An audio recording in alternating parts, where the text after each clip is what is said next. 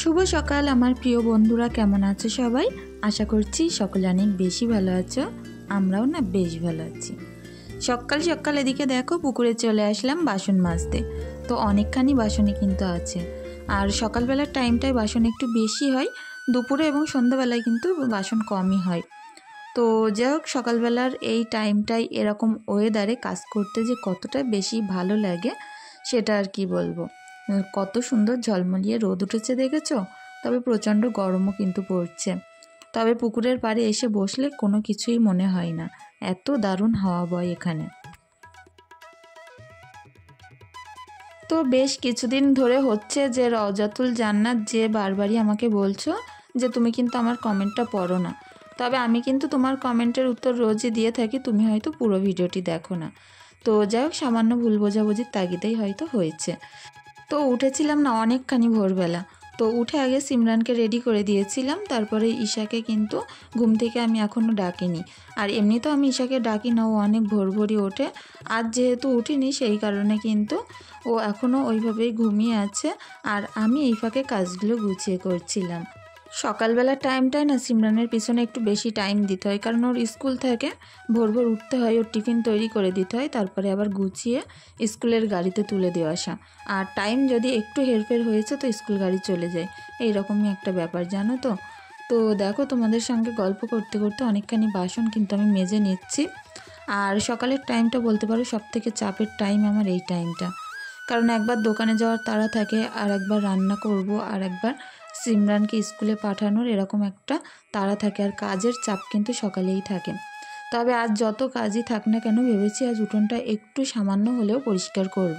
কারণ যেহেতু তো এই কদিন রোদ্দুর বেরোনোর কারণে একটু হলেও কিন্তু শুকিয়েছে সব কিছু, তো সেই কারণেই। তো আমাদের বাড়ি না বর্ষাকালে প্রচণ্ড অসুবিধা, তবে শুকনোর সময় বেশ ভালো লাগে। আর সারা বছর না আমাদের পুকুর থেকে পানি শুকায় না। তো কাল এক বন্ধু আমাকে কমেন্ট করেছিলেন রুমা ব্লগস থেকে, যে বলেছ দিদিভাই তোমার বিবাহ বার্ষিকীর অনেক অনেক শুভকামনা রইল, আর আমার মেসেজটা করতে দেরি হয়ে গেল। তো কোনো ব্যাপার না বন্ধু, আর তুমি যে আমাকে উইশ করেছো মন থেকে, সেটা যে আমার এত বেশি ভালো লাগছে কি বলবো। তো যাই হোক, ভালো থেকো। আদা কিচেন থেকে কমেন্ট করেছো যে ভেরি নাইস শেয়ারিং, তো অনেক ধন্যবাদ বন্ধু। সুখ দুঃখের সংসার প্রোফাইলকেও জানাই অনেক ভালোবাসা। ইমা আমাকে সালাম দিয়েছো, তো ওয়ালাইকুম আসসালাম। আর এটাও বলেছ যে পুকুরে কাজ করতে অনেক ভালো লাগে জামা কাপড় ধুতে। তো সত্যি জানো তো, আমরা যারা গ্রামে থাকি আমাদের কিন্তু প্রচণ্ড হারে ভালো লাগে পুকুরে কাজ করতে।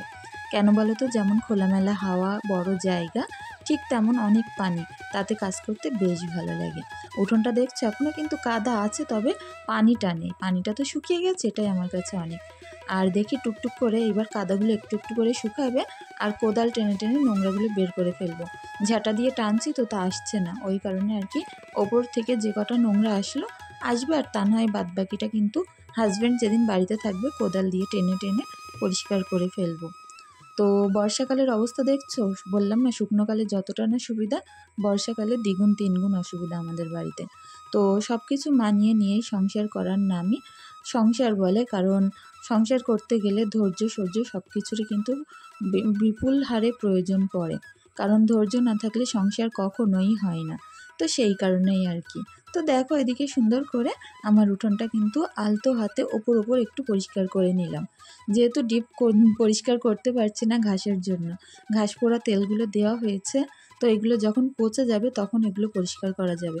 এখনও গোড়া থেকে না বেশ শক্ত, তো সেই কারণেই। তো এপাশেরটাই দেখালাম যে পুকুর ধারটা, এটা এই জায়গাটা কিন্তু পানি ওঠে না খুব একটা, কারণ ওই দিকটা বেশি উঁচু। তো দেখো কত বেগে এখন মেঘ চলছে, আর প্রকৃতিটা দেখতে পারছো। সকালের এই টাইমটায় না প্রচণ্ড হারে পাখির ডাক দেয়। আর এরকম জায়গায় না যার মন ভালো নেই, সেও যদি এসে দুদিন থাকে না, তার মনটা না অনেক ভালো হয়ে যাবে।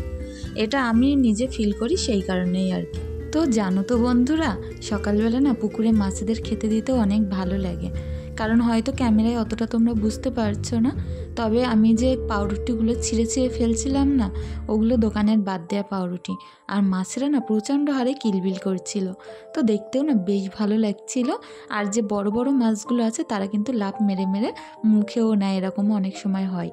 তো যাই হোক মাছেদেরকে একটুখানি খেতে দিয়ে দিলাম। তারপরে দুপুরবেলার দিকে ওদের ম্যাশ কেনা আছে, তো ম্যাশ দেব। তো পুকুর থেকে যে বাসনগুলো মেজে নিয়ে এসেছিলাম সেগুলো র্যাকের মধ্যে উপর করে নিচ্ছি, ওপর দিয়ে নিচে দিয়ে সবগুলো যতটা ধরে রাখবো, আর বাদ বাকিটা না ধরলে ঝুড়ির মধ্যে রাখবো।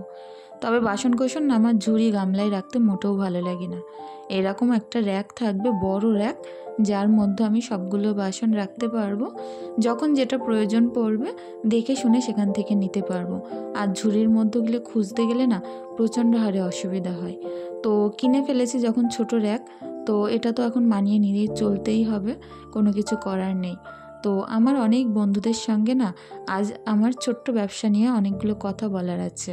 তো প্লিজ তোমরা পাশে থেকো, আশা করছি সকলে বুঝতে পারবে যে আমার এই ব্যবসা নিয়ে অনেকের অনেক রকম প্রশ্ন, আর যেগুলোর উত্তর না আমি এতদিনে দিয়ে উঠতে পারিনি। তো ভাবলাম আজ কিছু কথা তোমাদের সঙ্গে বলবো।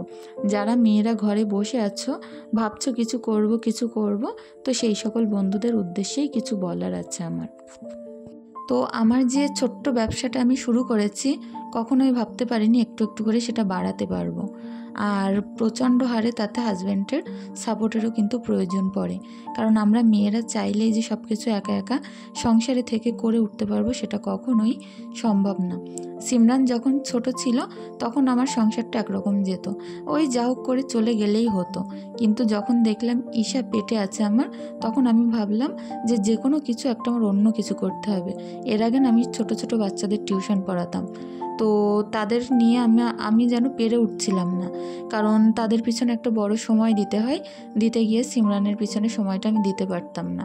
আর সিমরানও যেহেতু তখন ছোট ছিল, তো তারপরে ভাবলাম কি করি। তারপরে আমি হাতের কাজ বিভিন্ন রকম কিছু করেছি, তো তাতেও সেরকমভাবে কিছুই দেখতে পেতাম না, শুধু প্রচণ্ড হারে খাটনি ছিল।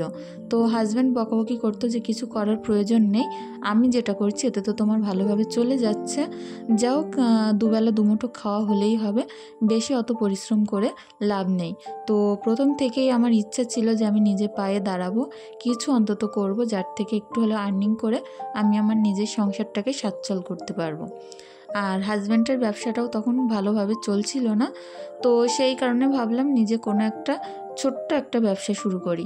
যেহেতু হাজব্যান্ড গাড়ি চালিয়ে 3টের পর থেকে বাড়িতেই থাকে বিকালে, তো ভাবলাম আমি একবেলা যদি দোকানদারি করি, ও যে 3টের পর থেকে যে টাইমটা পায় বন্ধু বান্ধবের সঙ্গে ক্লাবে বসে এখানে বসে কাটিয়ে দেয়, ও কিন্তু ব্যবসার ভিতরে থাকতে পারবে সেই টাইমটা। তো আমার হাজব্যান্ড প্রচণ্ড হারে খাটতে ভালোবাসে, সব সময়ই ওর কাজ দাও, কোনো তাতেই ওর কষ্ট নেই, কিন্তু ও না বসে থাকতে কষ্ট পায় প্রচণ্ড। একদিন যদি কোনো কারণে কাজ মিস হয়েছে তখন হয় ওর কষ্ট। তো যাই হোক, সকালের কাজকর্ম কিন্তু ওদিকে আমার শেষ। এখন একটুখানি ছাতু গুলে নিয়েছি, এটা হচ্ছে গরুর দুধ দিয়ে আর বাতাসা দিয়ে একটু ছাতু গুলেছি, এটা ঈশাকে দিলাম, আর আমিও কিন্তু এর থেকে 1-2 খেয়ে নিলাম। তো যাই হোক, খেতে অনেক বেশি মজার ছিল। তো যাই হোক, যে কথাটা বলছিলাম, তো সেখান থেকে শুরু করলাম ব্যবসা করব। ঈশা পেটে আছে তখন থেকে ভাবছি করব। ঈশা হলো তখন দেখলাম খরচাটা অতিরিক্ত তুঙ্গে। যেহেতু বাচ্চা কাচ্চার দুধ কিনে খাওয়াতে গেলে জানো কি প্রচণ্ড খরচ, আর সেই সময় আমাদের অতটাও বেশি সামর্থ্যর ভিতরে ছিল না যে ঈশাকে মাস গেলে এত টাকার দুধ কিনে খাওয়াবো। তখন বুঝতে পারছিলাম যে অভাবটা কাকে বলে। তো সেই সময় হাত পা বাঁধা ছিল, বাচ্চা ছোট ছিল, কোনো কাজই করার মতো পরিস্থিতি আমার ছিল না। তখনই ভেবেছিলাম যে এই বাচ্চা ছোট আছে, এর পিছনে এরকম খরচ, বড় হতে হতে আরও খরচ বাড়বে। আর যেহেতু আমার কিছু প্রবলেমের কারণে ঈশাকে আমি দুধ খাওয়াতেও পারতাম না, তো ও তো ব্রেস্ট ফিডিং করিনি ছোটোবেলা থেকে, ও ছোটোবেলা থেকে ওই কৌটোর দুধ খেয়েই মানুষ হয়েছে। তো সেখান থেকে বলতে পারো ঈশার যখন 7 মাস কি 8 মাস এরকম বয়স হবে, আমি হাজব্যান্ডকে বললাম কিছু পয়সা আমি লোন তুলি, সেই লোনের পয়সা দিয়ে একটা দোকান খাড়া করি, যেহেতু একটা জায়গা কেনা হয়েছে, জায়গাটা ফেলে রেখে লাভ নেই। তো সেই কথা মতো হাজব্যান্ড তো রাজি হচ্ছিল না প্রথমে, যে তুমি চালাতে পারবে না। আমি বললাম ছোট বাচ্চা হোক আমার অসুবিধা নেই, কারণ আগে একটা বাচ্চা যেহেতু যেহেতু আমি মানুষ করেছি, ওই কারণে এই বাচ্চাটা কিন্তু আমি পেরে যাব। আর আমার যেহেতু কেউ দেখার মতো কেউ ছিল না বাচ্চা হওয়ার পরে, মানুষ হয়তো 1 মাস 1.5 মাস 2 মাস রেস্ট করে সিজারের পরে, আর আমি কিন্তু ঠিক 10 দিনের মাথা থেকেই সমস্ত কাজকর্ম, রান্না করা থেকে বাসা কোটা করা থেকে সমস্ত বাটা ঘষা, তারপরে জামা কাপড় কাচা সবটাই নিজেই করতাম। তো সেই একটা মনোপ্রবল একটা বল ছিল, সেখান থেকেই বললাম যে না, আমি পারবো। তো সত্যি ঈশাকে কোলে নিয়ে আমি দোকানটা খাড়া করেছিলাম। তো প্রচণ্ড কষ্ট হতো, দোলনা ঝুলিয়ে ঝুল দিতাম আর দোকানদারি করতাম সারাদিন। ও যখন অনেক ছোট ছিল তখন তো দোকানটা খোলা, তো তখন একটু হামা দিত, একটু করে ঘুম পাড়াতাম, এরকম করে করে কাজ করতাম। তবে আমার দোকানের ভিতর না প্রচণ্ড গরম, তো ওর প্রচণ্ড হারে অসুবিধা হতো, যেহেতু আমার বাড়িটা ঠান্ডা, চারিদিকে পানি, আর ছাদের ঘর যেহেতু, ওপরে গাছগাছালি, ওই কারণে আর কি ওর কষ্ট হতো না বাড়িতে। কিন্তু দোকানে গেলে প্রচণ্ড কষ্ট হতো। তবে কি করতাম জানো তো, যখন দুপুরবেলা খুব বেশি কষ্ট হতো, ঈশাকে কোলে নিয়ে এক হাতে ব্যাগ নিয়ে সিমরানকে নিয়ে হাঁটতে হাঁটতে বাড়িতে চলে আসতাম, এসে তাড়াতাড়ি করে ওকে গা ধুইয়ে শুইয়ে দিতাম। তো এরকম কষ্ট করেই কিন্তু দিনগুলো পার করেছি, আর এখনও কষ্ট করে যাচ্ছি। নিজের ইউটিউবে ভালোবাসার থেকে কাজগুলো তোমাদেরকে শেয়ার করি, তবে এই কাজগুলোর পিছনে না প্রচণ্ড হারে খাটনি আছে। তো দেখো কখন গল্প করতে করতে এত দূর এগিয়ে এসেছি। আর আজ দুপুরের কোনো রান্নাই তোমাদের সঙ্গে শেয়ার করলাম না, ডাইরেক্ট বিকেলবেলার যে একটু ঘুগনি করেছিলাম তো সেটাই শেয়ার করছি। তো এখনো পর্যন্ত তোমরা যারা ভাবছো নিজের পায়ে দাঁড়াবো, কিছু করব, তারা কিন্তু সামান্য কিছু হলে লোন তুলে নিয়ে সেটা দিয়ে ব্যবসা শুরু করতে পারো। তোমার যেটাই আগ্রহ আছে তুমি সেটা দিয়ে শুরু করতে পারো। তো আমাদের মেয়েদের কাছে তো বিশাল কোনো টাকা থাকে না, আমরা যতটুকুনি সঞ্চয় করি সংসার থেকে বের করে সেটা দিয়েই চেষ্টা করতে পারো, এটাই বলার ছিল। আমার হয়তো খুব বেশি ইনকাম হয় না, তাতে ওই কোনো রকম বাচ্চা কাচ্চার খাবার খরচাটা ওঠে, এতেও কিন্তু অনেকটাই, কারণ বাচ্চা কাচ্চার খাবার দাবারের পিছনেও কিন্তু প্রচণ্ড হারে খরচ হয়। তো সামান্য অল্প ইনকাম হলেও আমি একটু হলেও সাপোর্ট করতে পারি। তো আমরা মেয়েরা ঘরে বসে বসে আমরা যদি চিন্তা করি তাহলে লক্ষ লক্ষ টাকাও ইনকাম করতে পারি, শুধু একটু বুদ্ধির প্রয়োজন আর খুব বেশি সাপোর্টিংয়ের প্রয়োজন। তো যাই হোক, তোমরা চাইলে এরকমভাবে শুরু করতে পারো, যার কারণে কথাগুলো বলার ছিল। আজকের ভিডিওটি এখানেই শেষ করছি, ধন্যবাদ।